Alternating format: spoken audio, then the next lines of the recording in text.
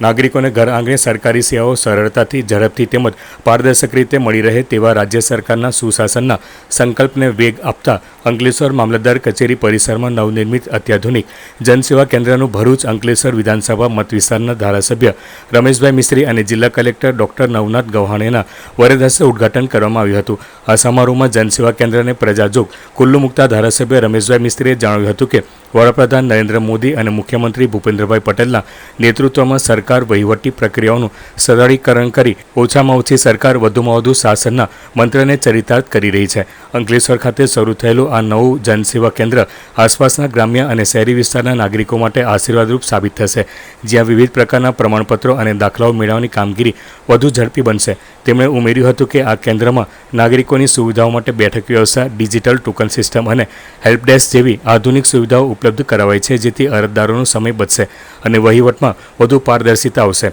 આ પ્રસંગે ઉપસ્થિત અગ્રણીઓ અને વહીવટી તંત્રના અધિકારીઓએ જણાવ્યું હતું કે આ નવીન જનસેવા કેન્દ્ર ખાતેથી આવકના દાખલા, જાતિના પ્રમાણપત્રો, નોન ક્રિમિનલ સર્ટિફિકેટ, રેશન કાર્ડને લગતી કામગીરી સહિતની સેવાઓ એક જ છત્ર નીચે ડિજિટલ માધ્યમથી પૂરી પાડવામાં આવશે. આ ઉદ્ઘાટન પ્રસંગે પ્રાંત અધિકારી, અંકલેશ્વર મામલતદાર, તાલુકા વિકાસ અધિકારી, સ્થાનિક નગરપાલિકા અને તાલુકા પંચાયતના પદાધિકારીઓ, સામાજિક અગ્રણીઓ તેમજ મોટી સંખ્યામાં સ્થાનિક નાગરિકો તેમજ કચેરીનો સ્ટાફ ઉપસ્થિત રહ્યો હતો.